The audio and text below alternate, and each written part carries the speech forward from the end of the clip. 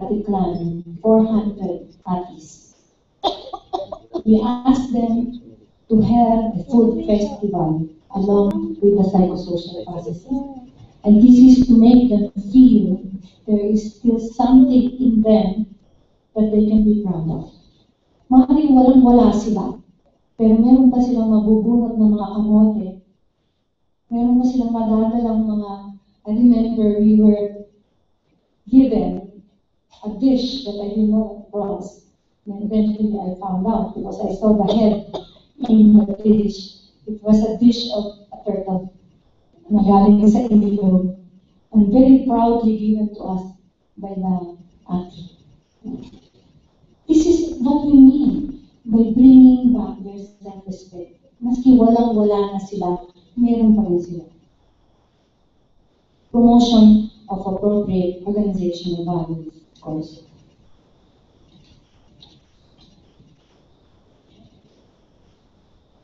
Maintenance of a caring, healthy work environment. This goes without saying within the research project team, kailangan kayo magkakaibigan, hindi kayo nagtotramahan sa isa't isa. At meron kayong EQ, emotional intelligence, pagka nagiging stress na kayo sa ibang tao. At kilalanin nyo yun pag nag-stress na kayo, imbis na bugbugin mo yung kasama mo. Ethics of funding. This is not so much a phenomenon that I saw in natural disasters, more in armed conflict. There was a time we refused to accept donations from the USAID or the National Defense of the United States because we knew, especially Latin Americans and Filipinos, are very sensitive about US sources of aid in the situations of war. Ethics of information management. Ito napasa ako ng minsan. Nagawa kami ng nationwide survey ng mga political prisoners during Marcos time, who were still in prison even during Cory's time. About 200 of them. Ginawa namin ang research. I very happily, proudly announced in the newspaper that 89% were depressed. Depressed. They're suffering from major depressive disorder. Nakakatawag ako sa bilibid. Pinagalitan ng gusto ng mga political prisoners. Ibinagdagan mo yung stigma namin. Yan ang gustong mangyari ni Marcos. Ipalabas niya, tinorture niya kami para ipalabas na kami ang wala ng silbi. So be very careful. Mula nung I was only 20 pounds younger when that happened. And that really left a mark in me. Professional conduct, which include relationships to clients, relationship to colleagues, and relationship to the state. When you are doing something related to investigating human rights violations, conditions in prison systems, which is now my job in the United Nations, we have to ask ourselves, where our loyalty belongs.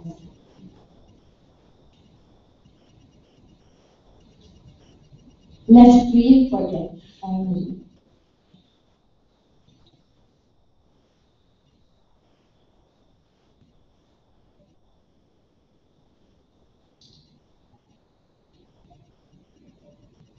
This is the Nobel Zone. I was there last Saturday. It's another ironic thing among Filipinos. Nobel Zone, behind this sign, but all of them were behind this sign. Ang galing ng protesta, no? Kasi pasaway talaga ng Pinoy. Ayaw nila kasi lumipat sa mga bank houses that are not worth living in. So, pangkasal. Wala namang pwede mamuli. Yan. This is still the way. The disaster in Yolanda is far from over. People need to be empowered by being part of their own process of recovery. That is our ethical imperative. Thank you very much.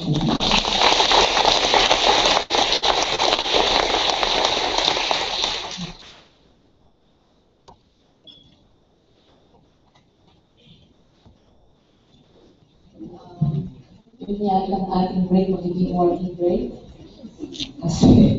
Kasi medyo hindi natin mapahinto si Arthur Lopez. Ang ganda kasi ng kanyang presentation. I think marami tayong lessons na natutunan. So now our third speaker is Professor Fatima Castillo, former Dean of the College of Arts and Sciences in Manila. Sabi niya, hindi raw siya retired. Retired lang. Ibig niya sabihin, na-retired ang kanyang pag-age. So he's looking very young. So Professor Fatima Castillo is a social scientist, is a known social researcher. Baka marami siyang kwento. Okay, take it away.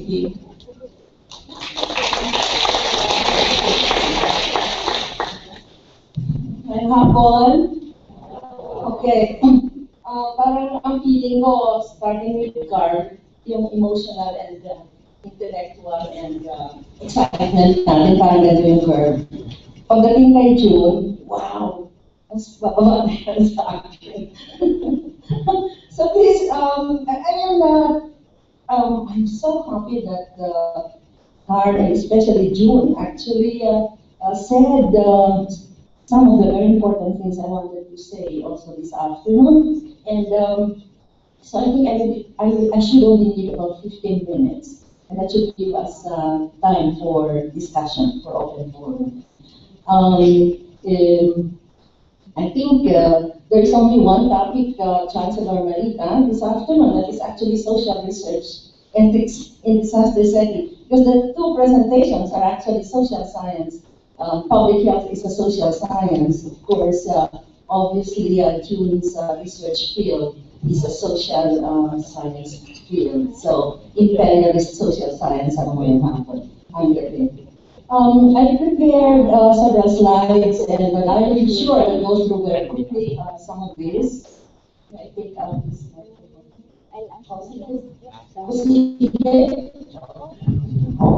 okay, thank you.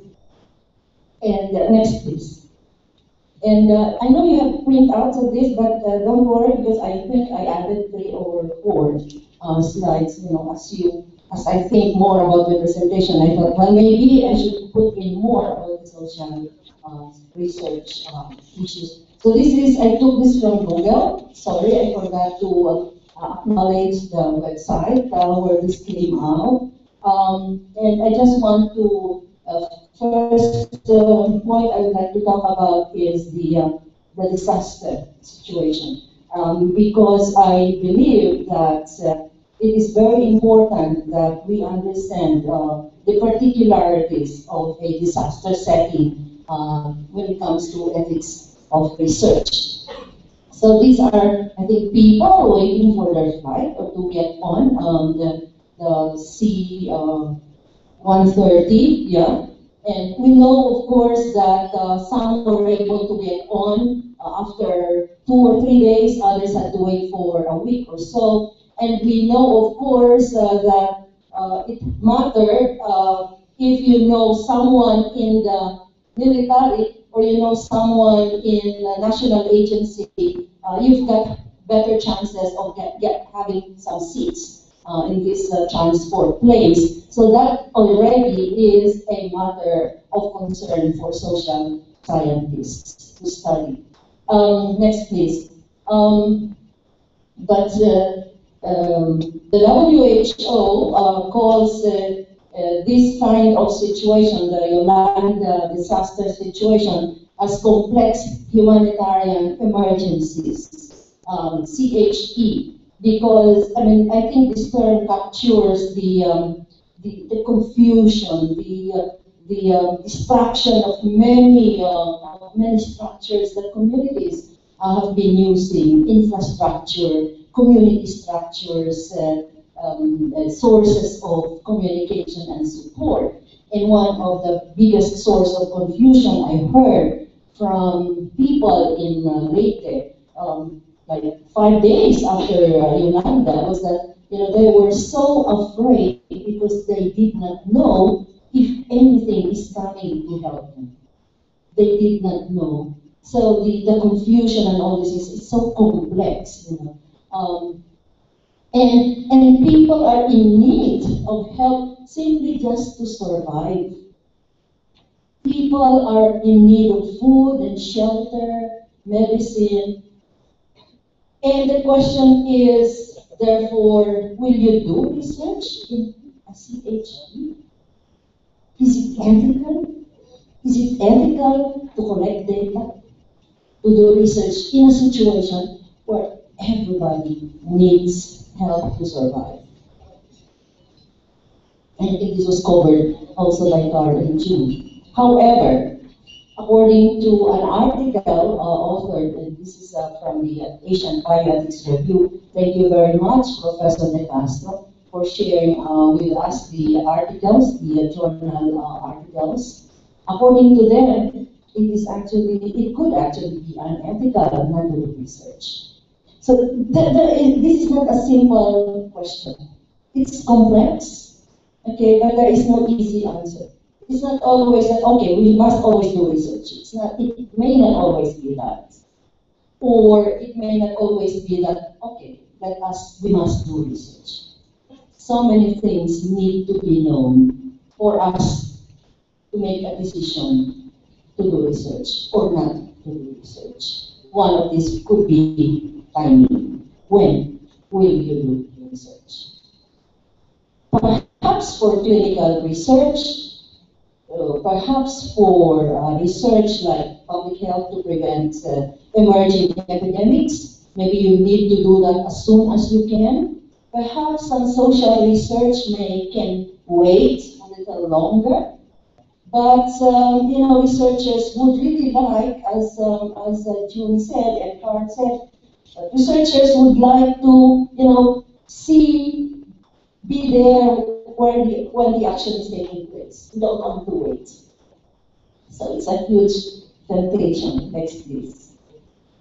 I just would like to clarify that although we have been, it's Yolanda that is the immediate background of this, the theme of this conference. Disasters can actually be, aside from natural calamities, human-made catastrophe. Like the Bhopal gas incident, tragedy in India, many years back. And many of those who have suffered from the gas explosion have not yet been remunerated or given justice. We have acute epidemics, and of course we have armed conflict. Next, please. And Uganda is a very good example of a disaster that attracted all well-wishers. Almost everybody who can give, who can help, wanted to give and or to help. So, like the entire world descended on Tacloban. The entire world wanted to help. That's good, because it reaffirms our humanity. But at the same time, I don't know who said this, but the road to hell is paved with good intentions. That kind of, passion to help, that kind of, sense of we do it now, so that, help can count, can create a second wave of disaster, or a third wave of disaster. When Tacloban was just 2 days after Yolanda, there was no electricity, almost nothing at all. You've got the CNN crew and the taxi driver. Your taxi drivers are among my favorite key informants. From Mactan Airport to the hotel yesterday, he told me about, he drove, a group of passengers were the support crew of CNN. Anderson Cooper, and he felt so, proud, and this is historical, because he drove the crew of Anderson Cooper. And of course, BBC wouldn't want to be left behind, so everybody wanted to be there, and resources and time and attention and things like that, got diverted. So the second tsunami, according to our authors in the Asian Bioethics Review, they were writing about the tsunami in Aceh in 2004, Indonesia. Next, please. Okay. Now, how many are social researchers here? Nobody. Oh, 1, 2, 3, 4, 5. Yeah. Before I continue, before I forget, Dr. Jaime Montoya, Executive Director of DCHRD and the inspiration behind PNHRS. I think June said a lot. Many things that we should continue to remember and see if this can be more strongly inputted into PNHRS. This kind of paradigm shift about research and also about ethics.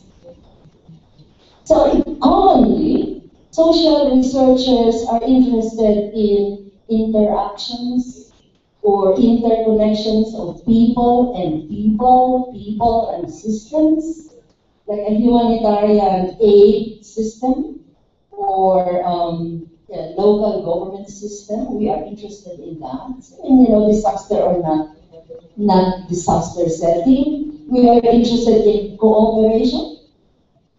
And in the case, for example, of a disaster, we're interested in how social capital is mobilized. Social capital. Some of you have heard this term. So capital is not just money. There was 1980s a new term that came out, and this is social capital, our friendships.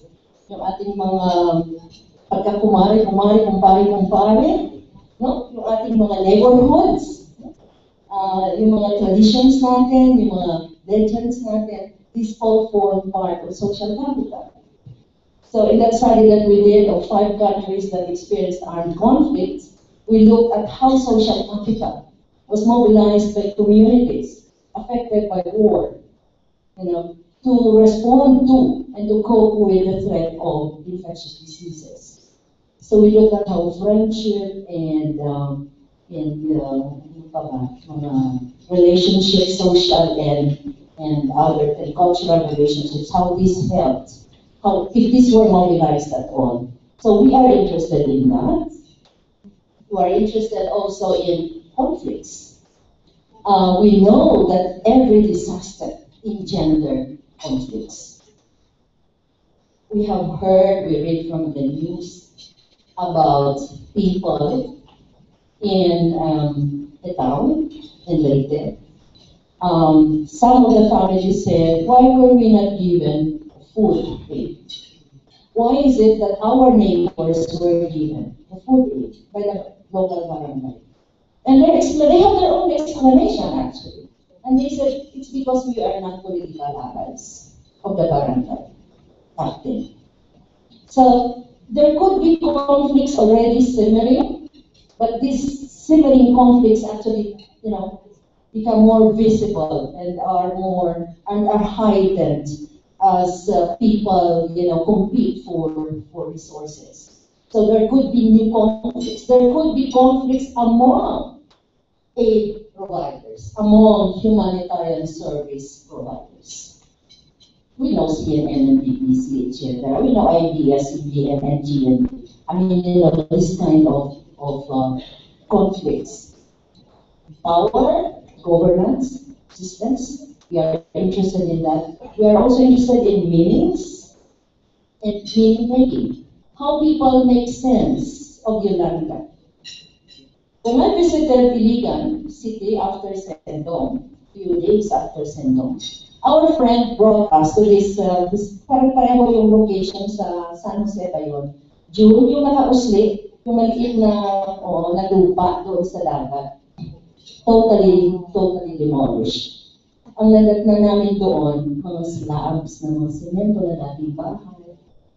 mga kahoy ng dating haligi. So, amo tumaamon niya na naaptan. Kagkairi, ano ka, nanindog na hibo mo malakaw. Ano may presence. Pero yung presence na niya, na nakairi, na nagmanindog na hibo mo, that's my signal na 15 minutes up na ako. Go ahead, yung storya. Ako naman sa panindog na hibo, so I should go ahead. Alam mo, yung panindog na hibo, puto ka nandukan. Medical scientists would not be interested in this, perhaps. I'm sure mental health people will be interested in this. I was interested in it with my background in anthropology also. How people experience and what meanings they give to experiences. So dinala kami doon ng friend ko, doon sa parang talagang baharan siya talaga. Yung mga stones halin sa dagat, naging sa dala sa Baguio. Tapos nakita ko dito, may nakasulat ng mga ngalan. Sa stones, nakasulat. Doon sa mga slabs, sa mga simento na din, may nakasulat ng mga ngalan. So I asked our friend, sabi ko, sino yun? Mga pangalan na yun. Sabi niya yung mga nawala, ma'am, na hindi pa hanggang ngayon nakikita. So that they will be remembered. They will not just be statistics, no? They are names. So may mga istorya sila bawat pangalan. Well, sabi ni ma'am dito, baka daw yun yung nagpaparamdam. No, pwede, no? Pwedeng ganon. So, very important din sa social scientists to have ganong questions in relation to people's experience. Next, please. I'll get this very quickly. Currently, correct me if anybody knows, but what I know from the Asian Bioethics Review Journal issue of 2010, at that time there was no international regulation on ethical research in complex humanitarian emergencies. But there are some approaches that have been offered, and some of these are here. Next, please. And then also, the 2011 FRED, Philippine Health Research Ethics Board National Guidelines, actually has a chapter on ethical guidelines for research on special populations, and one of the sub-chapter is research in disasters and emergency situations. So, notice natin na yung actually lahat ng mga ethics guidelines sa lahat ng uri ng research halos pare-pareho eh. Disaster man yan o hindi. Pero mga particularities, may mga particular demands, CHEs, and I'm going to this now, please. So, very quickly, has to be initiated quickly, but to be meaningful, but I think that should really be, that is not as easily done. I mean, you must really know whether it is the correct time, the right time to do it. No? So again, you have questions of 2 to 3 months of ethics review. But for you to decide, among other things, for you to decide whether you do it now or you do it 2 months from now, you do it a year later, is to know the people who you will study. If your interest is to know the dynamics of humanitarian aid, the politics in humanitarian aid, in a situation like that in Tacloban, then you've got to do it as soon as you can. While they are still there. While media is still, interested in it, they are there. And now we know in Tacloban now, not as many are there still. No? So you need to do that as soon as you can, but maybe some other province.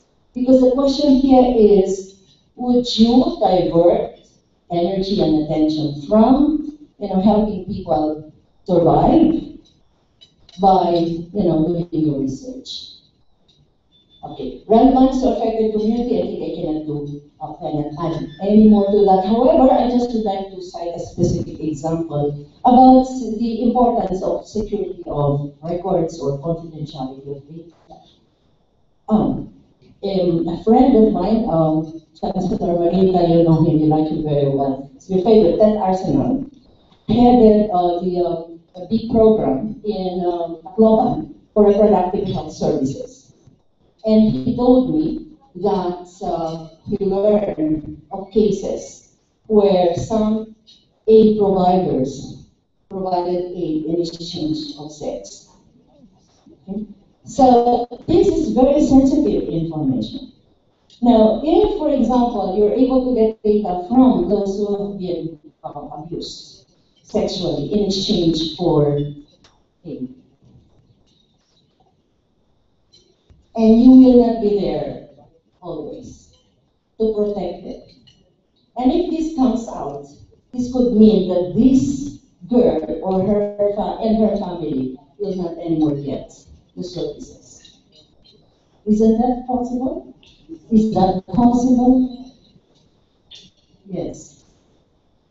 In Congo, when our co-investigator did this study on medicine, supply and distribution of medicine in evacuation centers in the Congo, he found from his key informant that yung pagnakaw ng gamot, plaster, lahat na lang ang pwede mabenta sa black market nangyayari. Did that happen? Does that happen in other disaster areas in the Philippines? Yes? Yes. Yes, we heard.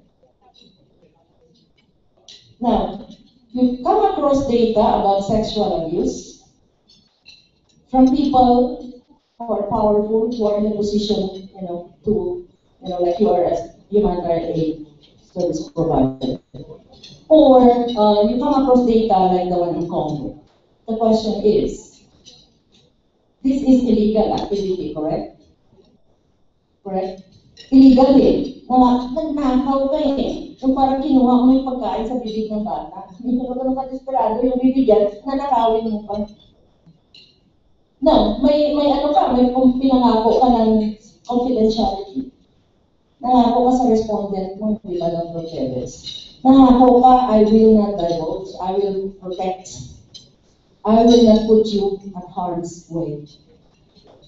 But there is a law in this country that you must divulge. You must tell authorities if you come across data like this of illegal activities. So you've got, what do you do? Well, there is no total solution to that, but what we always suggest is you must inform the potential respondent or participant about this risk. That if you tell me data like theft or other illegal activities, by law, I am bound to report it. Pero ganda ng data, di ba? Ang ganda, kung journalist ka, talagang i-ano mo itong data na ito. You will not let it pass. So then perhaps the respondent can say, well, many of my respondents will say, sige naman, okay lang. Sawa mo na pag-ibig pangalan mo. Or maybe hindi lang pangalan, other things that can identify us. You must be very careful about, because persons can be identified not only by name. Okay, itong benefit. Okay, the risks in a disaster setting are more, mas grabe, no? So, ano yung benefits? Sa social research, hindi naman kasi kami nagbibigay ng healthcare. Di ba kasi usually may healthcare as part of the benefit na bibigay mo dun sa mga participants mo. Kami hindi naman kami bibigay ng gano'n. Wala din naman kami kaya ng pagbayad at ayaw din naman namin bayaran. So recently, the Declaration of Helsinki said that one benefit in social research is that you return to the people who participated in your study the results, your findings, and discuss with them how this can be useful. But there are many things, in a CHE, situations can be so fluid. What you have today might be gone tomorrow. The people you interviewed or you had focus group today might be gone tomorrow. In an armed conflict situation, for example. Or in a flood situation. So kanino mo ibalik yung results ng study. Next, please. How about that? Okay, be careful with our, June has talked about the trauma of field assistance and research assistance, observation, privacy, and dignity. Just one last point on observation, on methodology. There is no privacy in many settings in CHUs. Wala eh, walang bahay na eh, wala ka eh. Pinikwento ko ni June yung naliligo na walang tabi. Hindi nga lang yung paliligo, mismo yung bahay eh, sa evacuation center, walang privacy eh. So, parang iba dapat ang understanding natin at treatment natin na tinatawag natin privacy sa CHU. What is privacy? It may not just be physical. It may not just be a physical definition that you have walls. Kasi wala kang walls. So there must be a way of, coming up with a clear definition, a more contextualized definition of privacy.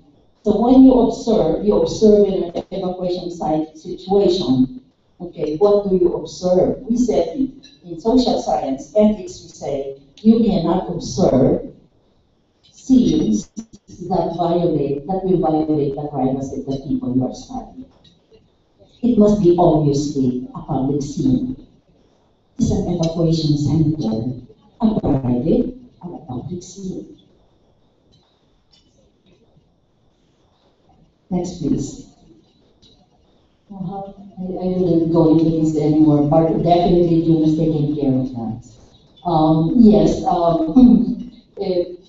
according to these authors, and also I experienced it, and definitely June has experienced it. People are just so willing to talk about their experience. They're just so willing to talk. Kasi siguro parte ng ano. Pero kung tinanong mo na pwede ko ba kayo ma-interview? Iba na yun. So, you must wait.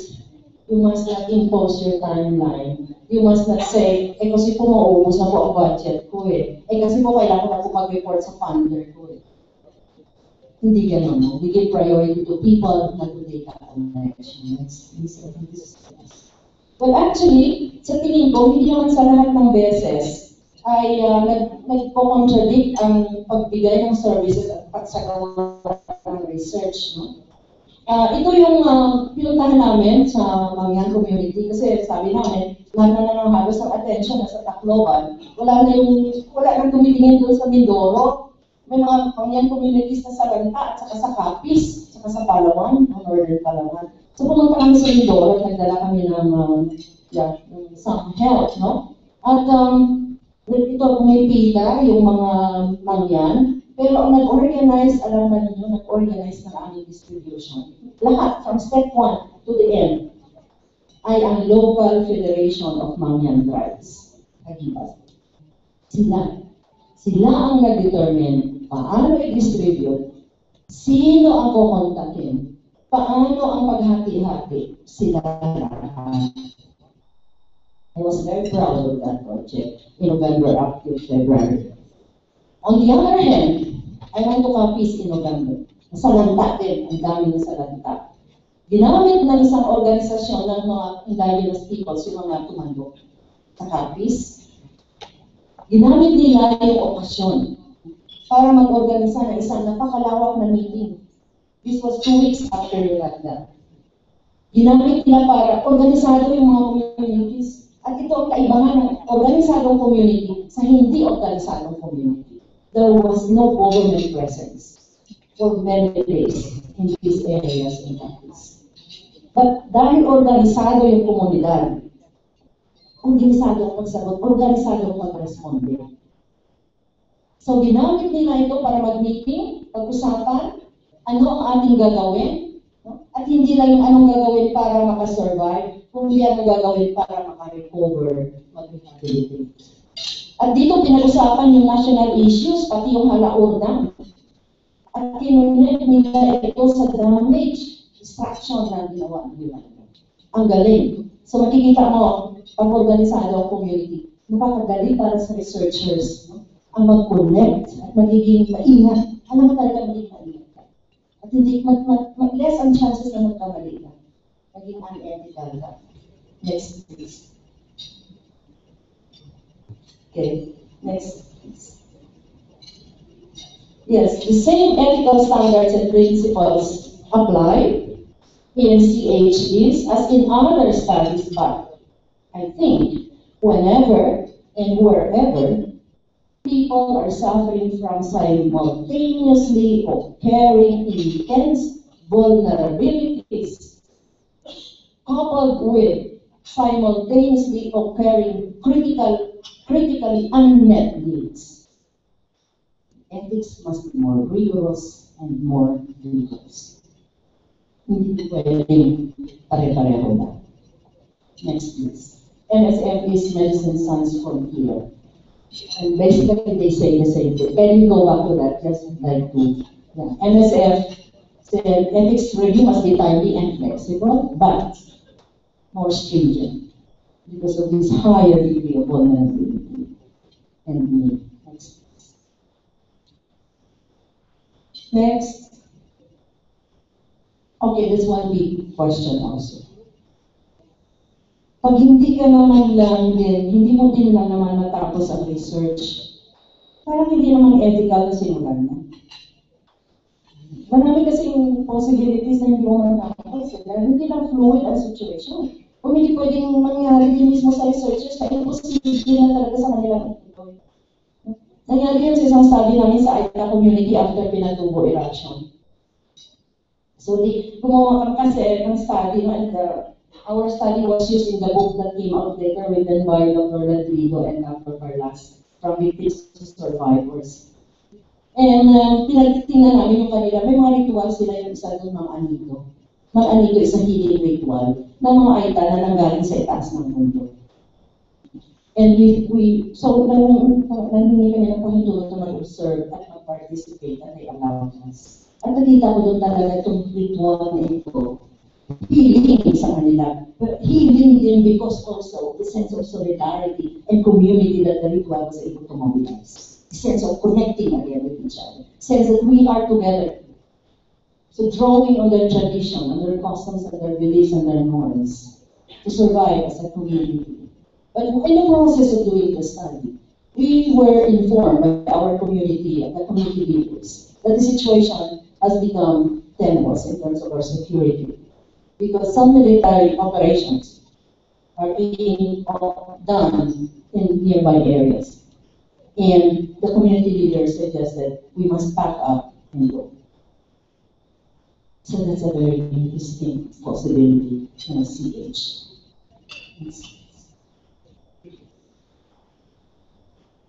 Okay, so I think this is the last explicit. You must have explicit, definite identification of benefit, no vague promises, and the risks. You must clearly identify who the beneficiaries are and who will use your research findings. Describe clearly how the benefit will be received by the participants. If isa sila sa iyong beneficiaries. Know the specific vulnerabilities of each participant. Alam natin generally lahat sila grabe ang vulnerabilities. Pero may mga specific vulnerabilities like women, like children, like the elderly. May mga specific vulnerabilities, yung mga balo, yung mga matandang lalaki na wala na kasama sa bahay. May mga specific vulnerabilities, yung mga we must know that. And I think the ethics review committee should make sure that the researcher knows this. Know the risks of your methods. Like group methods are very risky.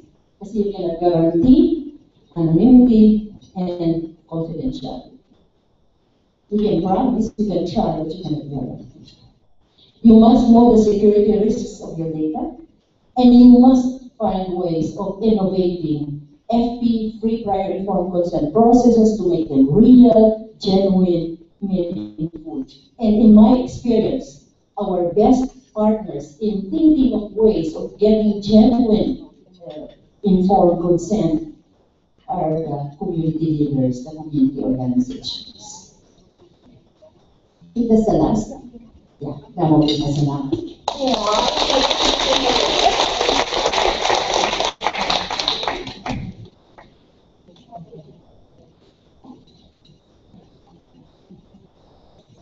Thank you, Dean Castillo. We now move to the open forum part, but before that, I have an announcement. You have to fill out the evaluation form. Please look for the evaluation form inside your envelopes, because the promise is that you will not get your certificates without the evaluation form. If you don't have it inside, then the ushers will distribute the evaluation forms. Okay. So now may I invite the three fantastic lecturers to the front to answer your questions, which I'm sure there are a lot. And also to say that when you ask your question, please identify yourself very clearly. State your name very clearly, because there is a surprise after the open forum. So the name has to be very clear so that you will remember. Okay, we have 30 minutes. I think that's enough for some questions. May we have the first question? Dr. Teves, and then Dr. Teves first, and then Peach.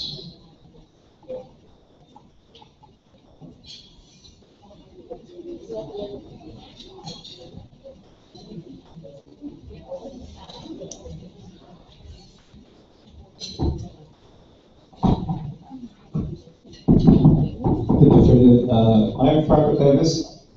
I'm from MSU Iligan Institute of Technology. I was in Iligan during Sendo.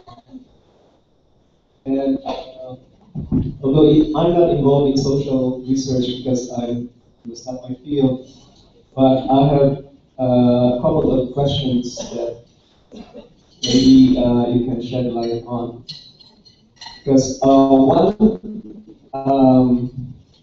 the first, right after Sendo, for example, when a person who is not trained in social research and even in handling such kinds of situations would like to help, like in my case, when I saw people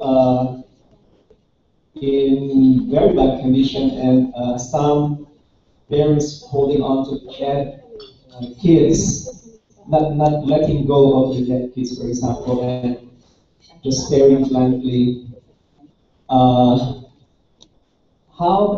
do we, if we want to help, how should one approach? Should we just, because nobody seems to care for them, just sitting down, they're squatting on the roadside, and people are, so busy with their own activities, but you see these people also needing help. But the sad thing is, you do not know how to help. So, I don't know if this is even a question that is here, but I'm just very curious if there can be some ways by which an ordinary person can do in order to help under these circumstances.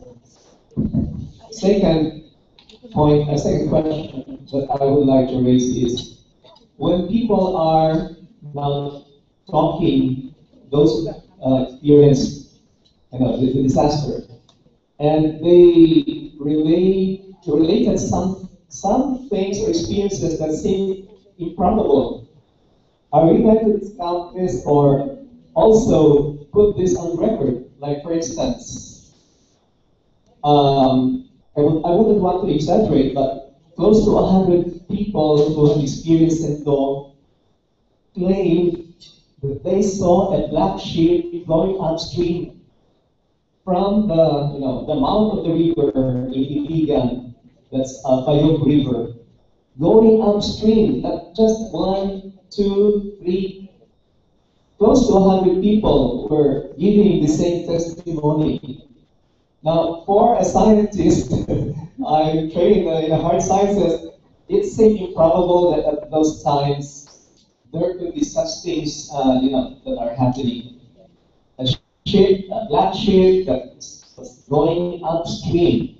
Are these people suffering from mass hysteria or other? I don't know. I cannot explain such phenomenon, but when these things are being reported, are we going to include this or simply discount these things? Thank you. I think that's your area.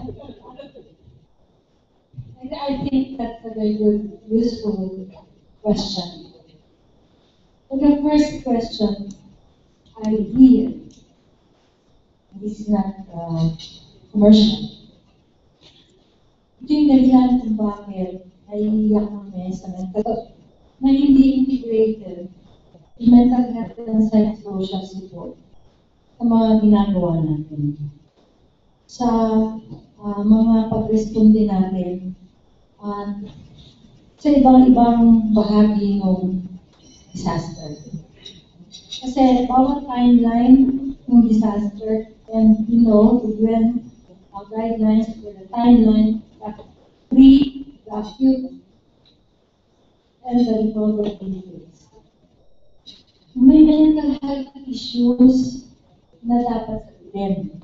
Ngayon, kung fragmented, at obviously without psychosocial consciousness and response to disaster, nangyayari yun. Pakita tayo ng mga kapulala, gagala-gala, at marami kami nakikita sa later, exacerbate yung mga psychotic symptoms. Not to say that it was because of Yolanda, but partly because they didn't get their medication. Pero nami-miss yun dahil wala tayong integrated approach. And napaka-useful yung binibigay ng WHO na guidelines in terms of classifying kung ano yung mga interventions at bawat panahon or timeline. Yung basic services and security is number 1 sa acute disaster. Ano yung sabihin mo? Ng pagkain, tubig, shelter. Pero may psychosocial aspect mo. Ibigay mo yun ng mahusay, ng magandang paraan, hindi ka nang bubuliyaw. At kung mayroong naghahanap ng anak, missing, may turo mo kung sino in charge ng na-trace, ng nawawala. So these are the activities in the very acute stage of the disaster or complex emergency. The second point is the community and basic family supports. Ito yung mga medyo nakaraan na, isang buwan na siguro, pero nakita mo sa community, nakatulala pa rin. Or hindi kumikilos, nag-aantay lang ng ration. So this is where your next kind of intervention comes in. But I think the crucial thing is our lesson from Yolanda. There's such a surge of volunteerism. And that I am very proud of in terms of our being paid. Pero ang dami rin yan ang gagawin. Now we partnered with the artists.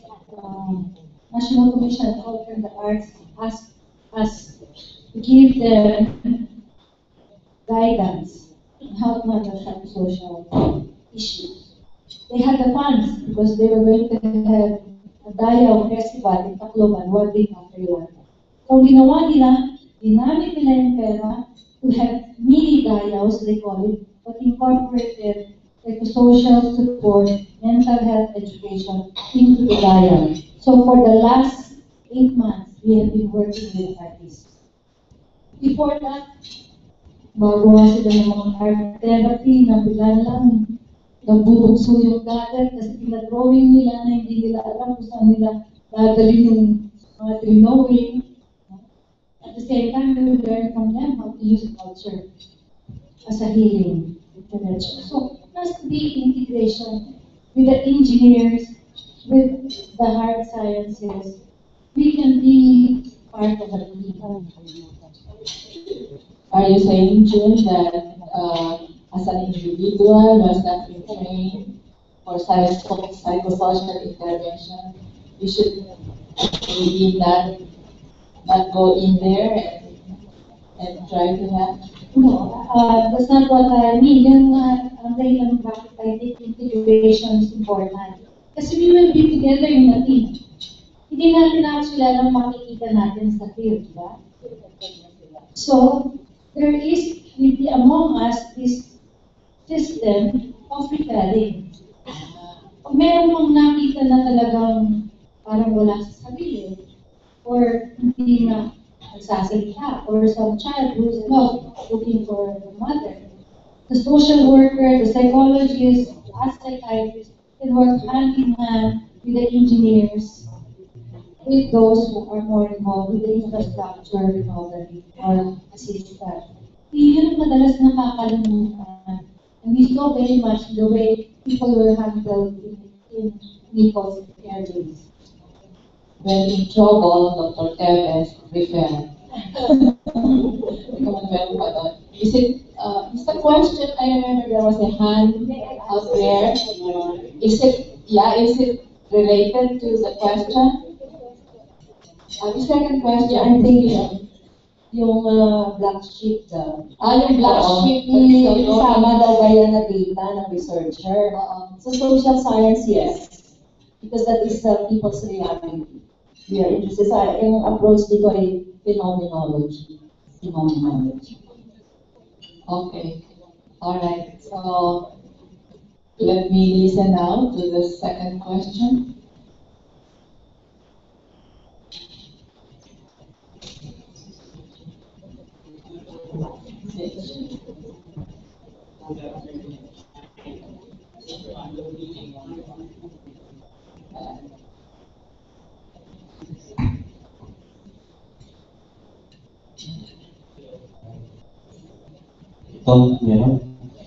I'm Sir Pandulig. I'm a survivor of Zamboanga siege. From Zamboanga. I just have questions about ethics because I grapple in some practices that I observe during the siege and after the siege, one of which is heavily related to culture. One of the victims kasi the siege was a group of people called the Bajaus. The rebels actually sneak into Zamboanga through their areas. So sila yung mga unang nag-evacuate. Nandun sila ngayon. Hanggang ngayon nandun sila sa boulevard. Now, during the first days of the siege, and I find this very disturbing, marami nagalit sa kanila kasi hindi nakain yung mga pagkain na pinamimigay. Because I study culture, I went around in their vicinity and asked questions. And simple ang answer ni Manang, Sel, magsakit ang ilian, magkain ka ni Mano. It's only fish and it's cassava. And all the donations that come in, actually, yung ginagawa nila, pagbigay sa kanila, binibenta nila. And people, judge them because of what they did. Now later on, as the siege went on, there were so many donations coming in, and I was a volunteer working in the kitchen and many other places. Kung dumating na yung mga shipment, alam nyo, nakakainis yung ibang donation. Kasi may nagbibigay ng winter clothes. It's a siege. It's a war.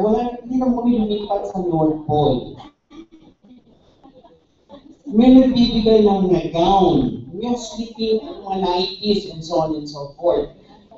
I would like to say that is, although we're talking about ethics in research here, that is very unethical on the part of those who are giving, and of course, yung pangatlo media. I think the reporting was very unethical. There was this guy who was reporting, he's reporting Manaka and all those stuff. He is now sa ground zero.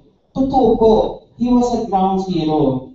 He is ko yun. Garden Orchid, hindi siya ground zero, Rio Hondo or Santa Catalina. So that for me was an example of irresponsible journalism. So here we are talking about ethics, talking about disasters. What steps do we take? You know, because I'm not hoping for another disaster. But in case it happens, what are the proper steps? Kasi hanggang ngayon, there are things that are not, that are not distributed. They cannot be distributed. Yun na po. Yes, John. Ang sagot doon, mindfulness versus mindlessness. Yung common sense naman, and this is not only the story for Zamboanga and the Bajaos. Opposite sa mga Bajao, because sila kakain naman. Yung mga nasa tayo sa Tacloban, hindi nakakainin yung mga 5 sardines. After a while, they feel na iski yung aso nila, hindi nakakainin. At bakit sardinas? And for the Pinatubo, the ITAS dinakita ng goods. So this is the heart of cultural sensitivity. For them, canned goods, especially ITs or indigenous people, don't consider canned goods as food. And yet we saw, as I mentioned, in Malay, Aklan, where we had processed 400 items, were completely down and out, lost everything. We asked them to bring whatever kind of food they could bring. And they were able to bring But the question, June, is if it happens again and we receive these donations, ano gagawin natin? Kasi mindless sa kabila, hindi naman sa atin. No, yung mga donors ang mindless. those donations passed our government. They didn't take it in the middle of the war. We were getting heavies, which were being thrown from trucks. So anong gagawin ng ating gobyerno? So dapat sinusort out. And by the way, my last point is I met someone only last Sunday. He's into what they call the disaster kitchen camp. You know what they did? He's from Manila. He's a chef. Nagdala sila ng frozen dinatan.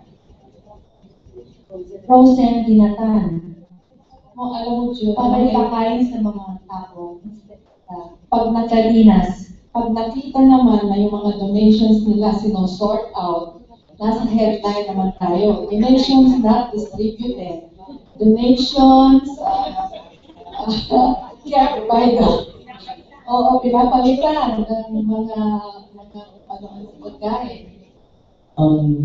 So going beyond the research component, I actually also am a trainer in public health and emergency management. And there's a national guideline for donations. There's already a national policy dictating that it should actually the government will only receive donations to the proper for that particular section. And tama po yun. May central clearinghouse, the donors will pass through that. And then we tell them ito yung donation namin. And actually the guidelines are very explicit. You can't even give things that are labeled in a foreign language. It must be in English.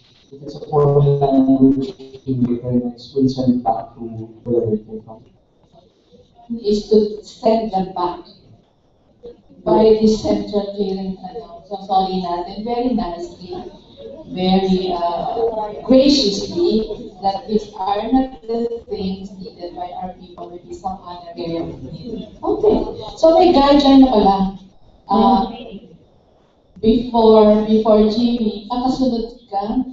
O sige, just because it's related, because PG and also... Not to interrupt the discussion. I think one of the things which I would like to suggest is that as I was informed that there's already a public health response manual or something, I think it lacks kasi the psychosocial and mental dimension. It's like, you want to protocolize something that you know for a fact cannot be protocolized. Obviously, It's not in the Webster Dictionary probably, but what I'm saying is that we are trying to make an SOP out of things that cannot be, kasi it loses the, yung sensitivity to culture, to the situation, to the gender, all of this. Ang suggestion ko is maybe what we should protocolize or standardize is the basic steps that should be followed to address the psychosocial and mental needs of those people affected. And I mentioned this because I remember when Secretary Cabral was the head of the DSWD. Ang kanina ako, we should have taken anyway, she was the head of the DSWD. She requested me and the PCHRT specifically to conduct a training for the social workers on research methods. But we did not deal with the ethics part. It was more on the, kasi parang ang thinking namin, nandun sila, nagre-respond, might as well, kasi ang thinking namin nun, we keep on repeating the same mistakes whenever we are confronted with disaster.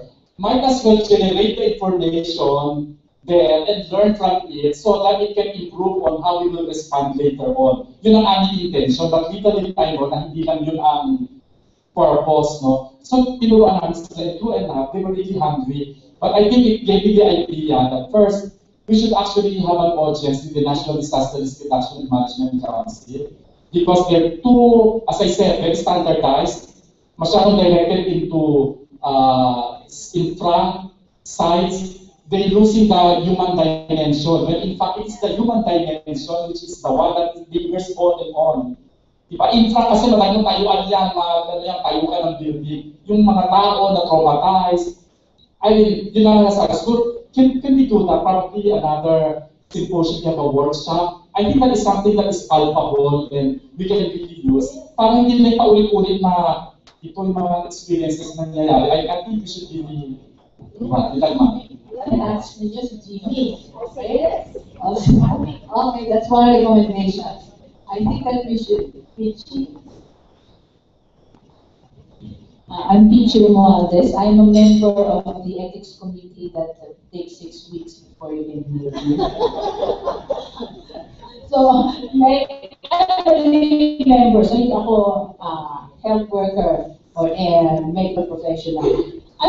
Maybe we can suggest, or if you think it would be all right, okay, you can write a cover letter to your protocol that says that this is of utmost importance, or these are the things that you will need to execute immediately. Kung anong mabigyan kayo ng priority. Because kami, the ethics committee, we would like also to do this right away. Yung 6 weeks na yun is because there are so many protocols that we have na nakapila. Thank you. All right. In fairness to the UP Ethics Review Board, pinakinggan the recommendation namin that this is really non-priority. Okay.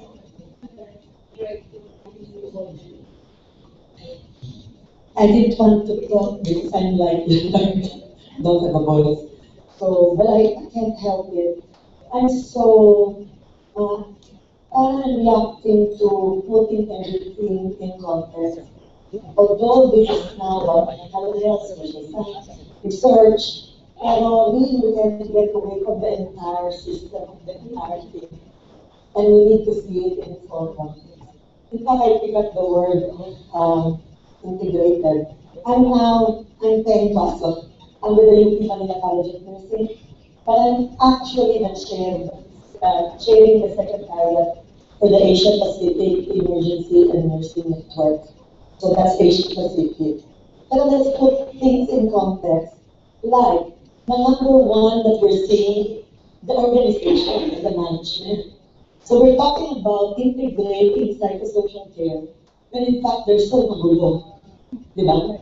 So kailangan lahat yun, pero kailangan natin address yung system and the training in the guidelines. We've talked about that part, about the guidelines and standards. Do we all know that?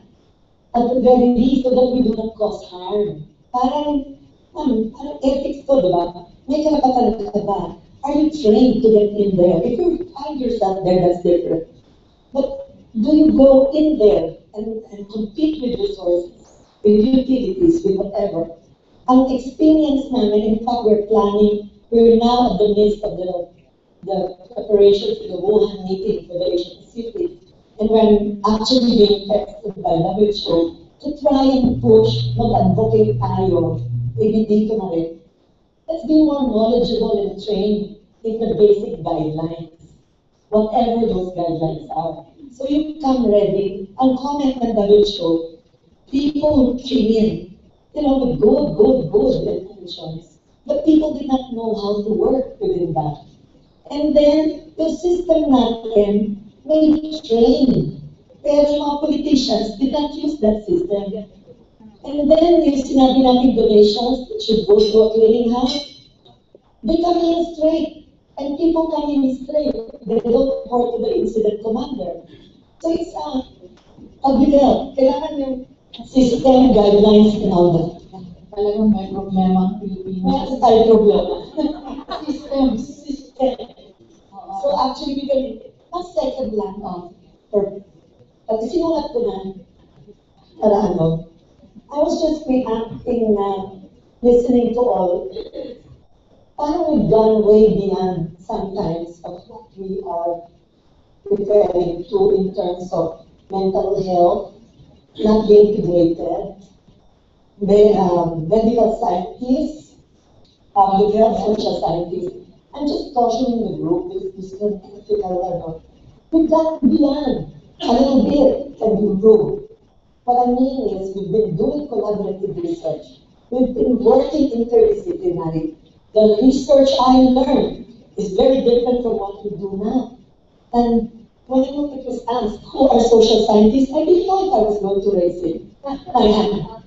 And then kami nagbulong nandito tayo. Pinagpapamalit sa definition. Mga matagalitan ako ng Fatima. But we've gone a long way. We also have to identify those progress and then resolve some of the others. Mabuti naman at meron naman pala nangyayari sa atin.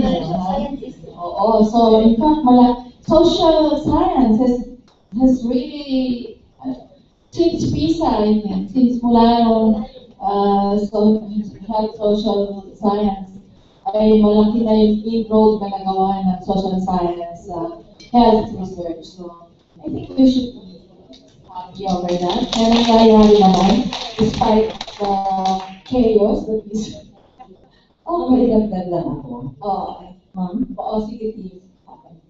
Doon lang sa Ethics Review Committee, no? Kasi nandito yung mga big bosses ng MEC at saka FRED.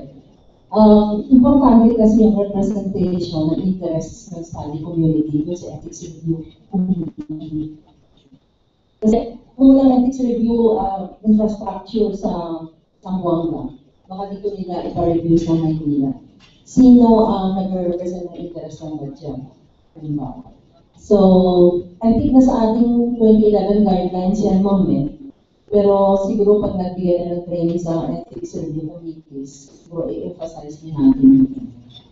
Baka hindi na nasusunod, no? So, I saw 3 hands. Dr. Saros. Pagkatapos, kasi ako na pala siya. Diyan na lang muna. Ngayon lang kita nakita. Ay, diyan na muna. Okay. Good afternoon. I'm Dr. Veronica Riama from Southern Lady State University, Region 8. I am talking in behalf of the SUCs. There are, I think, more than 200 SUCs in the entire Philippines. State universities and colleges, I'm not including the higher educational institutions, specifically the private institutions. SUCs in the Philippines were in 2020, or I'm not so sure with the date. MOE, or the maintenance and other operating expenses, will be cut off totally. So, more on IGP na issues ngayon. The research priorities are more on ICT, system developments, product developments, and more on production to processing to marketing. Now, my question and challenge to PNRS, and specifically to the speakers and our moderator this afternoon, is how could we, as PNRS or health research advocates and social research advocates to encourage and to conduct or integrate human and also gender and development to these priorities in the SUC's research and development project. Paglalagay ko si Jimmy, dapat ang sumagot yan eh. Hindi naman itong ating file. Jimmy, sagot.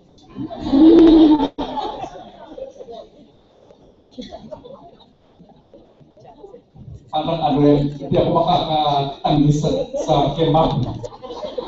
Anyway, napakabigat ng tanong na yan. Anyway, what we were trying our best, siguro one of the things that we plan to do, I already talked informally with the social scientist group na magkakaroon ng agenda setting with the social scientist group. But I have to admit, ano pang social scientist group ang pinag-usapan? Kasi even with the social scientists na magkaintindihan, they are also factionalized. Anyway, side remark ko lang doon. Kasi maraming grupo kasi na lumalabas eh. Anyway, gusto lang namin para malaman yung prioritization sa social sciences, and then for you to look at the National Unified Research Agenda and see how the social dimension can be incorporated. Siguro that's the only thing I can think of as of now na something na we can really do na siguro within our control. Parang hindi ko maano yung without MOE. Sino nagsasabi mo ng without MOE? Pa? For research? Problema nyo na sa BPM yan. Sorry. What I'm saying is, that is another issue altogether. Pero siguro yung sasagot na po sa isang tanong, kasi this is within our control. Yung siguro magagawa namin. Pero pag-budget, sorry to say, wala kami dyan. Sir, Baka sa CHED, we can make representation sa CHED kasi part sila ng core agency ng HRS. Actually, most of the SUCs now are lobbying and collaborating with other funding institutions like the DST. Okay. Ang ano ko lang, doon sa research study na present kanina umaga, wala doon yung how many percent is the research conducted by all the institutions about social and health research. Yun lang. I'm just asking everybody how could we advocate more on the user of the research rather than the product output of the research. Parang tanong yun si Aileen. Sa yun, doon sa instrument na ginawa ni Aileen. Pero I think that this is the direction of concern was already noted by the group, by the capacity building group, and that they will try their best to address these concerns, right? I mean, Yes, ma'am. Yes, ma'am. Reaction kay Jimmy. Ang tanong nga, sino ba ang social science? Lahat, in this situation, we cannot help but be social scientists as well. Oo, lahat Even as clinicians, as doctors, we are social scientists. Okay. I don't know actually whether this question, honestly, was happened about the situation, but I'm just really trying to imagine the feasibility of doing a prospective or concurrent research in the situation of a disaster. Kasi para bang feasibility-wise, you need to have an ethical approval. Ethics approval to do a research with people, unless there is no contact, maybe an intrusive observer and then you're doing something. But then if you're really going to be dealing with patients and you're thinking of doing a research at that point in time, ginagawa mo yun, pero tingin ko, hindi rin paalam sa isang medical review board doon. May sagot na siya doon. Si Dr. Carl, sinagot na niya yun. Paano ka makakapag-approve ng research ng emergency situation na gusto mo ma-approve na agad. Pero meron proposal card, yung Proposal pa lang, or is it really something that's already part of the group? Actually, sir, the suggestion, if we look in the literature, is perform Because we're already anticipating that there are a lot of disasters that will happen, then researchers can already have their proposals pre-approved. So those already on standby. Okay. Pagdating yung disaster, roll out na lang po. Okay, I think most of the issues that are being discussed with regards to doing research has something to do with the process of part of the standard care of SOPs, like the provision of psychosocial care. Talaga naman yan SOP na yan Pagka meron kang disaster, tapos may ikaw isang social worker, it's really part of your work to really provide that and to get information on that. No? But at the time that you're doing it, you're not really acting as a researcher, but more of a worker providing service. Yung actual na paggawa ng research niya are, I think, mostly going to be done retrospectively when everything is now done, and then you collect all of this information that you collected. That's the time you really think about doing research. Pero at the height of the disaster, mukhang mahirap yan ipasok or to give even a kind of a higher priority to doing the research work when the people are actually doing something else. Consider that also ito meron na may likod yan at pandemic. Members identifiers, magandang umaga po sa ating lahat. Kasali na po ay ako. I'm preparing for tomorrow's activity. Anyway, ako po si Virginia Anceno from Nedacar. And ang tanong ko po kasi ma'am, sa amin po kasi nag-evaluate kami ng mga project proposals to match with our donor countries. No? Usually, pag umabot yung project sa RDC, yung highest policy making body in the region, ang tinatanong lang sa isang project ay kung dumaan siya sa ECC or sa NPIC. So, ang isang project ko usually may kasamang component about research. Tama lang ba na isingit din yung ethics doon sa project as an evaluation to approve the project? Kasi ang sinasabi mo sa ng members, gumaan na yan sa FPIC. Yung sa NCIP po, yung free and prior informed consent. So, kasi kung dumadaan siya, hindi ba paulit-ulit? Kasi 3 beses dadaan yung project doon sa communities to follow yung ECC, yung environment compliance clearance at saka yung FPIC. Tapos for the project component on research, dadaan ulit siya sa ethics committee. Dapat din mo. Alam mo, hindi ko pa-intindihan. Ganito, you are evaluating proposal. Yes, ma'am. And in that proposal, there's a research component. There is a research component. So it's not a research actually. It's a whole program. One part is a research. Yes, ma'am. Okay, and that research is described as, like for example, about determining yung accessibility of health facilities in the community. So that's part of the one part of the project.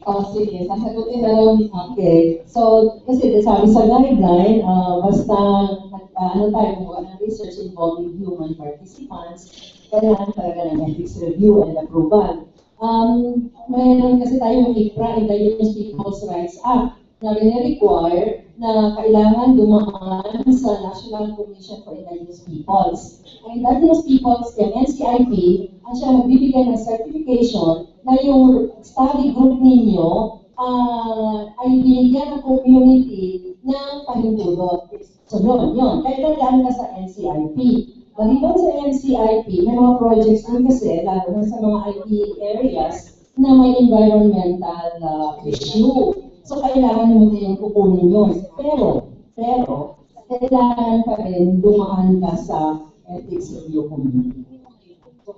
So, klaro na ko sa amin yun. Kasi laging sinasabi. Kasi ang Cordillera ko is based on the 2010 PAPSEN, 99.9% is are indigenous people. So they really require that FPIC. So akala nila pag dumaan na siya sa FPIC, hindi mo lumalabas yung issue na dumaan yung proposal sa ethics review. Maybe what we should clarify ay yung FPIC ay informed consent lang yun. Eh, ang ethics review, hindi lang naman informed consent. Marami siyang tinitingnan na FIS. Kaya nagka-confusion kasi yung FPIC yun ang require ng NCIP.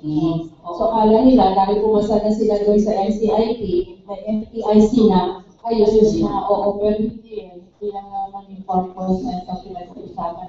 Okay. Thank you ma'am sa pagbibigay. Meron isang and then from my door.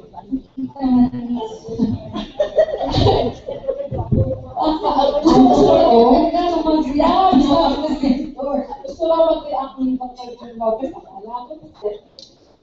Gusto lang mag-react sa nilay si Dr. Salon na tungkol sa proseso ng pag-review ng mga research proposals na kung paano natin ito ma-adjust at hindi pwedeng i-apply natin yung traditional or what is conventional. Lalo si Dr. Lola. Pero may dilemma kami, for example, yung sinasabing pre-approve.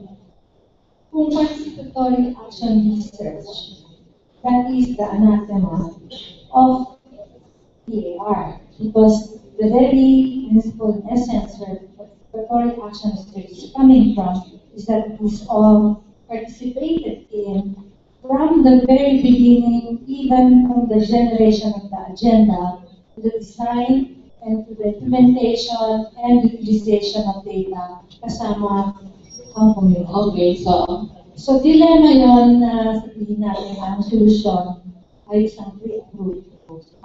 may sagot din si Dr. Carl kanina doon, yun yung stepwise approval.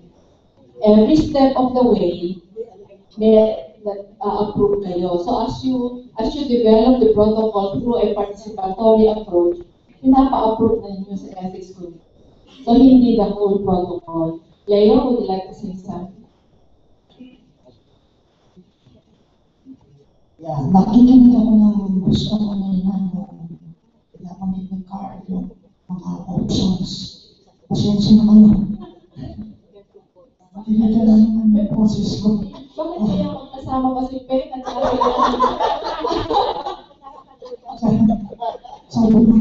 sabi ng asawa ko, kaposes mo si Marlon Brando. Sabi ko, may malapit na siya mamatay. Okay. At saka yung pinapaliwanag din. So, tungkol sa participatory action research. Sa nakikita ko, walang conflict. As a matter of fact, ang dapat natin makita siguro, pag-aralan natin sa pag-review ng guidelines, ng national guidelines, yung mga situation na kailangan ng ganong options. Sapagkat meron talagang mga emergencies na pwede siguro meron pre-approved templates. Pero kahit na may pre-approved template ka, kailangan mo pa rin for a particular situation, meron kang specific details. Yung mga participatory action research actually refers to a lot of things. Una yung involvement even before research. Pero kahit nasa ordinary ethics review, kailangan i-require na rin yun. Bago ka pumasok sa community, kung wala kang kalabalan doon sa community, ba't ka papasok? Anong nire-research mo? Anong karapatan mong mag-research? So kailangan mo from the beginning. So kailangan ng representation. Sa madaling salita, kailangan tignan natin ang mga features na yun. At nang sa gayon, pwedeng kung sakali, isang option. Merong tentative approval ng ethics review board or ethics review committee na may bibigay, say, in 1 week, in one tentative approval, on condition na merong structure within the community involving researchers and members of the community na sila yung nagpo-provide ng oversight. So, hindi mo binigyan ng blank check sa ethics review sapagkat merong oversight in conformity with the participatory actions. Gigi, take note, 2015 edition ng National Guidelines, meron na tayong kanyang isusulat. No? Sinesenyasan ako ng ating mga organizers na time na daw. Pero meron pa ako nakita ng kamay dun eh. Dalawa. O sige, dalawang kamay, dalawa na lang magtatanong. Good afternoon. Marieta Sumagaysa, UP Tacloban College. The experiences, the results shared by our speakers are really what is happening. I'm from Tacloban. I live and work in Tacloban. Now there are two things. One is I have observed so much of these principles on ethics, ethics in research have been violated. One, my informed consent. But number two, usually locals are employed or are hired to do the field interviews. Do they really know how to conduct the FGD, the KII, the surveys? Being able to conduct an FGD is different from being able to conduct an FGD among survivors. Just like conducting an FGD with children is really a different skill. So, ito ang worry ko pa. Yung mga photo documentation din, do they know na hindi dapat nakaharap yung tao na ano natin? Pero I have seen a lot of presentations with all the faces of the survivors. Do we have the consent? Buti na lang, June, walang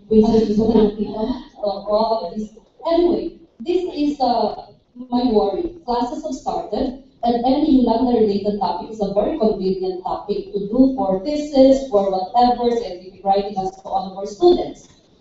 And based on our theme in this conference, people at the center of our research. We do not want to re-traumatize our people. So is there a way by which PNHRS can help mitigate this type of researches among neophytes or trained to do research, not mindful of the ethics? How can we mitigate the re-traumatization of our people? And number two, very related to that, the Yolanda survivors are already survey fatigue.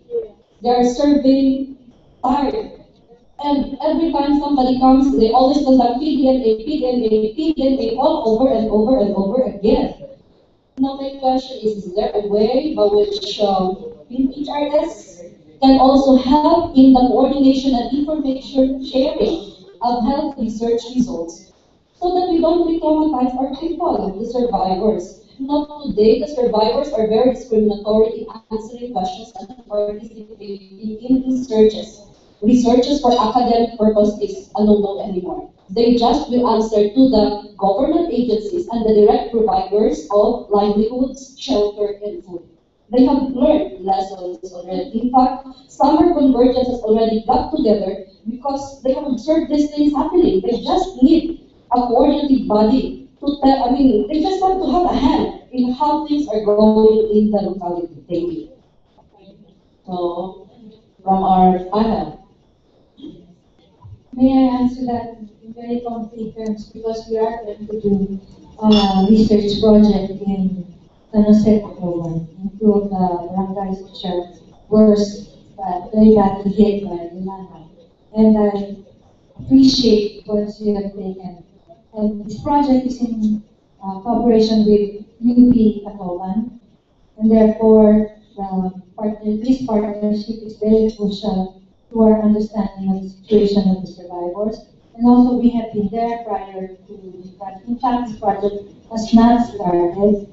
We are going to do training of enumerators or interviewers because it is truly an important aspect of the research project that the people who are interviewing would know how to interview and also know how to handle situations that were not expected. But And it goes without saying that the project team, we, psychologists and psychiatrists in the team, are trauma specialists. And therefore, we are in a position to catch any kind or even prevent any traumatization. But what is the benefit to the community? And that is the crucial question. Why will they be subjected to recalling, even remembering what they went through? What is it in it for them? Our project is not even to recall what they went through. Our question is, how did you cope? What did this experience mean to you? All in the spirit or objective of capacity building. We are training no less than 30 members of the two barangays to become not only interviewers but also facilitators. And eventually, we are going to create mental health and psychosocial peace in these communities through a capacity building intervention. So this is why we cannot just go into the community wishing to simply collect it. And this is why I say, I see a sweeping statement, controversial statement, that participatory action research, I think, is the only kind of research design that's ethically sound. Meaning, you are not just gathering data, you are building capacity, and you are creating something for the community. And you're working with the participant community. I'm sorry, I'm not I'm not questioning the paper. In fact, I very well appreciate. My worry was anybody, classes have started, anybody, any teacher, so many colleges in Tacloban can always have a Yolanda-related topic for the students. So do something like this. I'm worried about how how can PNHRS help mitigate that the violation of ethics? Your presence, Dr. Samakansa, your presence in your institution will mitigate all of this. You should be the lead person there to teach your co-faculty members and the students about how to do it. Meron pang isa dito yes. One last question ito. I'm Marlene Aduspan. I'm with PhilHealth, the Risk Management Department, which is based in Central Office. Just a few, I'd like to point out a few statements, very significant statements made or shared by Dr. Phil Lopez, and I'd like to commend Dr. Lopez. This is probably one of the interesting and very productive sessions. I've attended a lot of seminars, but this is the first time I've seen a forum where ethical issues are raised. And I'd like to commend the PNHRC for hosting such a conference. I know that I'm not familiar with your charter, but I'd like to come up with a few recommendations later. Like I said, I'm with the Risk Management Department of PhilHealth Central Office, and mention was made about psychosocial interventions not being a priority. Kasi ang priority talaga yung number of archives constructed, etc. Probably it's high time that your organization come up with innovative research dissemination activities or workshops or whatever. During which forum, for example, you can take up very significant findings that you have in your studies on health. And for example, you said that mayroon tayong mga pinag-usapan tungkol sa disaster possibly sa Manila na 400 to every 200 years nagkakaroon ng earthquake, and we've heard about the West Valley Fault, etc. There have been interesting studies, and a lot of these studies have been presented in different fora.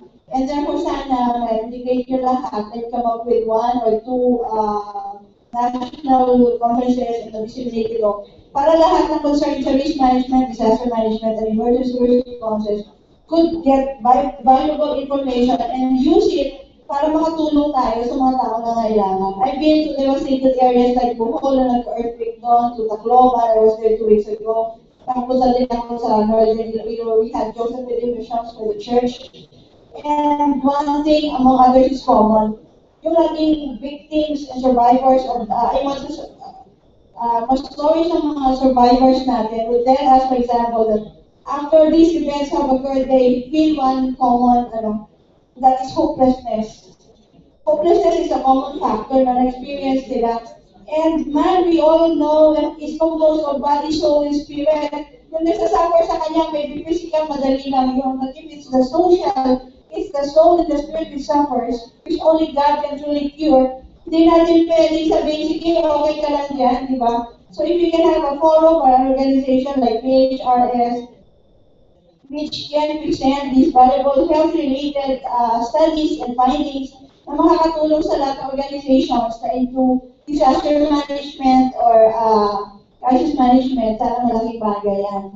And alam natin kasi sa risk management, dalawang approaches yan eh. Yung ginagawa natin silo approach ang tawag yan, kanya-kanyang tulong, kanya-kanyang we have not truly adopted what we call the integrated approach to risk management. Silo approach ang ginagawa natin, kaya kanya-kanyang may problema tayo. Because we have not organized systems, structures, etc. So probably this is an innovation, kasi topic natin, research and innovation. This can be an innovation of your organization, if I may recommend it, na pwede naman mag-participate ng maraming organisasyon din para makatulong tayo lahat sa mga nagtitiktima ng disasters. Meron kayong na-touch. Meron kayong na-touch. Okay. Again, let me commend the organization and Dr. Jude Lopez in particular for a beautiful, inspiring, and very noteworthy. Kami nakakasisinis na yun sa organizers, but we promise that there will be a surprise for those who ask questions. So, before the recommendation, before the summary of the recommendation, para lang, may we call those who ask questions in front. So, Pichi, Dr. Servando, Dr. Teves, Peng, sino pa? Sige kayo, pag hindi kayo lumapit, Dr. Sumakaysay, meron pang ilan dito. Yung last, halika na. Ayan. Talaga ba ito yung mga nagtanong? Tingnan ko nga. Tingnan ko nga. Okay. Thank you. Okay, thank you very much for your participation.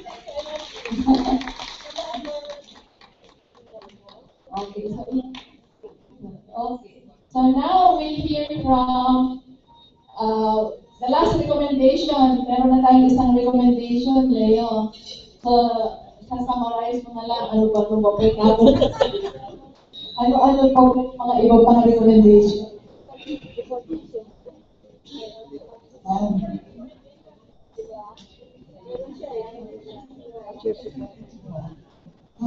Ito yung hindi magandang nabasa nung magsasalita ka kapag yung mga tao sawa ng makinig.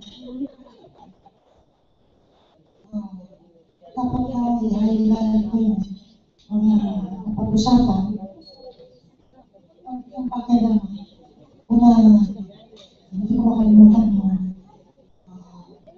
statistics na nagsasabi sa amin talagang central na ng mga disaster. Number one, the number of reported events. Pagkatapos 2.1 mortality per 100,000 mortality. Pero nagustuhan ko rin yung formula. Sabi nga, risk is equal to hazard times vulnerability over the capacity of capability. Siguro isipin mo, i-highlight ko yung vulnerability, pero yung nasa ilalim gusto ko i-highlight. Sapagkat lagi na lang, i-highlight natin yung vulnerability. Samantalang, ang dapat natin bigyan pansin yung capability, yung capacity ng mga survivors. Kaya nga, importante yung pinapanggit ni Dr. Lopez na capacity development ang focus pagpunta din sa mga isang paulit-ulit na nabanggit yung pangangailangan para sa competence of researchers. Sapagkat gusto natin na-avoid yung sabi natin second tsunami. Because if you put the survivors in the hands of researchers who are not capable, the second tsunami na magaganap, at kasama dyan sa competence ng researchers yung pagkakaroon ng established referral network. Di ba importante sapagkat researchers cannot be expected to be able to provide everything that the local community need. So, yung network for reference. At paulit-ulit din na-highlight yung consultation with the community. Kaya siguro kailangan tandaan natin as a concept for research, participatory action research. At yun ay dapat magkain kahit na inisip natin sa National Ethics Committee o sa Philippine Health Research Ethics Board, yung participation ng mga research subjects. Isa ko dun sa mga patuloy na gumagamit ng term na research subject kontra sa rekomendasyon na gamitin ng term na research participant. Bakit? Sapagkat sa tingin ko, hindi naman natin napapromote yung status ng research subjects just by using the term participant instead of subject. On the contrary, if we use subjects as a term, we keep reminding ourselves what they should not be. And we should be working para talagang sila ay maging full-fledged participants. Research as an empowering exercise. Isa rin yan sa mga slogans at concepts na dapat natin paulit-ulit na nabanggit. Dati ang ginagawa natin sapagkat kaya nang pinagpalala sa ating meeting, it is unethical not to do research in disaster areas. At talaga naman kailangan tayo magsagawa ng research sa mga nangyayari. Dalawang bagay na naman tungkol dun sa community involvement. Kaya ako sinasabi yung participatory action research kailangan tignan din natin in connection with ethics review. Sapagkat kung magsasagawa ng research, si Dr. Lopez o si Carl, si Tim, panatag yung loob natin na hindi sila magsasamala dun sa mga research subjects o participants. Kung yung mga parachute researchers ang darating at sasabihin nila, we are engaged in participatory action research. Kaya nakakatakot na nagyaran, ilagay naman sa kamay nila yung ating tiwala. Kaya kinakailangan andun pa rin yung oversight na maaaring may bigay ng ethics review committee. Kaya naman, nirekomenda natin kanina na pag-aralan ng National Ethics Committee at saka ng FED kung paano makapaglalagay ng structure sa ethics review system natin that takes those concepts into account. Isa pa tungkol din sa presentation, last na bagay. Nung isa sa mga case studies na sa aking attention minsan, ay yung nagsasagawa ng research sa mga sex workers sa isang disaster situation. nagtagal kasi yung disaster, communal disaster. At yung mga dating sex workers doon sa community ay bumabalik na sa kanilang kamay. At yung actually, sinagawa na yung research, napansin lang nung nagre-review ng public, sabi niya, hindi yata tama yung sinagawa. Bakit? Sapagkat merong panlilinlang ng ginawa. No? Sapagkat yung research, sapagkat yung ginawa ng mga researchers, nagpanggap na sila ay mga kliyente.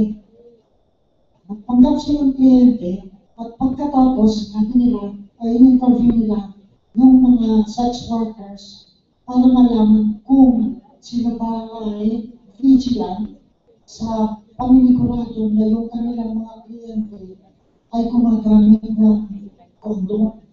Kasi tumataas yung incidence ng sexually transmitted diseases at saka HIV. So, sabi nung nag-review ng publication, bakit nyo nililang, bakit meron hindi pagsasabi ng katotohanan dun sa mga kababaihan? Ang suggestion ng isa, nung tinake itong kaso, sabi niya, kailangan meron kang representative ng mga sex workers bago mag-umpisa yung research. Sino ang representative nila? At sabi, yung mga bugaw. Sapagkat yung mga bugaw, hindi ba sila nag-take ng interest ng mga researchers sa kanilang ginagawa? Tama ba yun? Hindi, nasapagkat yung mga bugaw, ang interest nila, yung commercial interest ng kliyente at para sa kanilang research. Kaya kung nagbigay yung halimbawa na yun, sapagkat marami rin nagpapanggap that they have the interests of the community in their hearts. Diba? Delikado rin na yun yung basta kakatibangan. Okay? So,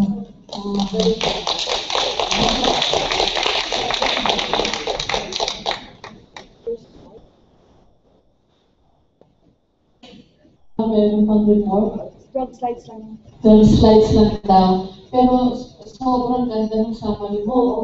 Pwede bang isulat yun? Oo, nakatape pa yun? Nakatape? O sige, pwede nagdasal. Ngayon talagang ito, last na. Magre-report ang PREB, ang Philippine Health Research Ethics Board, kung anong mga karumal-dumal na pinagagawa nila this past year. So, for your information and inspiration,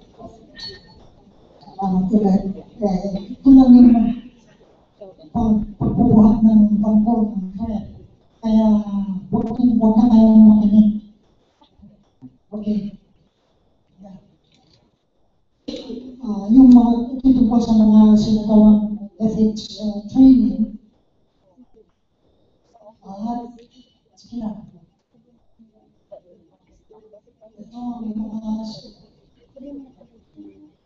Kung masyadong mabilis, baka merong tagatulong sa mga institutions na mapapuntit dyan. Just take time na mabasa ng mga hindi ko nababasahin.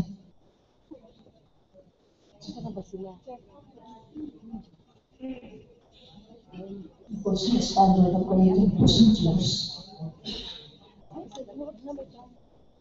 At magkaroon din ng trainings, science, research, na nasisikapin natin ulitin din sa ibang panahon.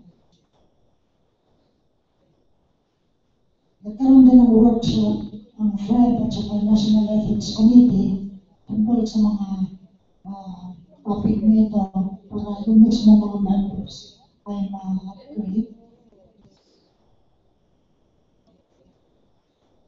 At ito naman yung mga accredited na ethics review committees.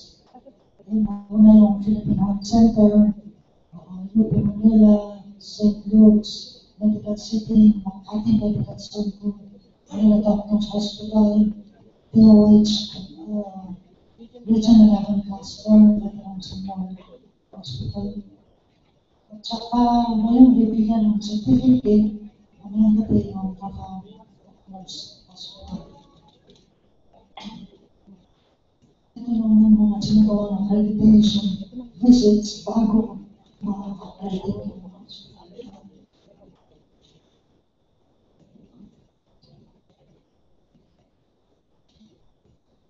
Ito naman yung pinaprocess po namin.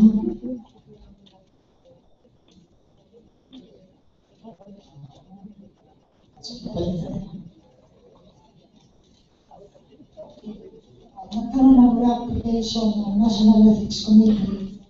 Dati sana pawala na yung National Ethics Committee, pero ma-realize ng FRED na marami pang mga kaso na kailangan ma-review na walang ibang body that can address those applications. At siguro na kita na yung presentation dati tungkol sa computerization ng submission. Kaya meron tayong ethics portal at itong 2014 FARCAP International Conference and first FRED National Conference on research ethics gagawin November 23 to 26, 2014. So, hinihintay namin kayong sumama dyan. Makakarinig kayo from PCHRD kung paano mag-apply to participate. Okay? Maraming salamat nila. Siguro wala namang open forum po. So, maraming salamat sa inyong lahat.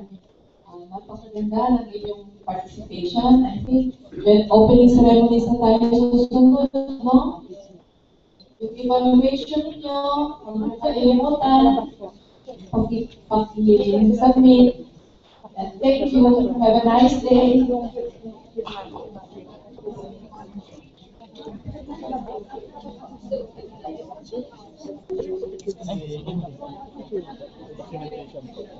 So you need to submit for the deal.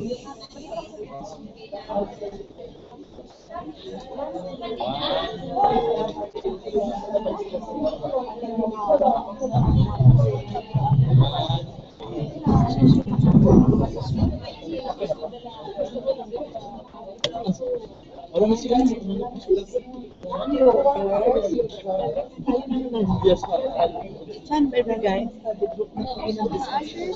Ito tayo lahat. Yun ang suggest ko din kasi They have parallel session evaluation.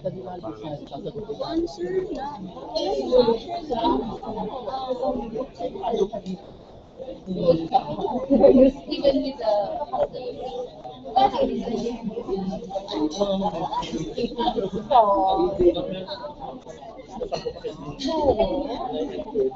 saan nagbibigay ng evaluation?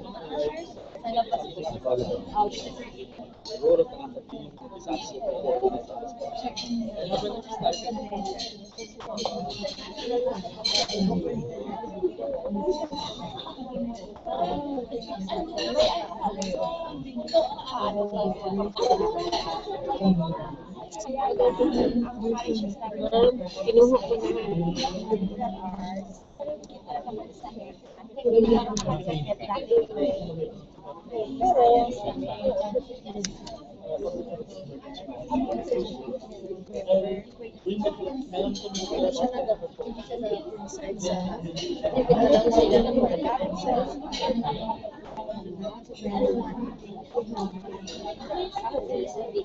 sa YouTube lang, ma'am.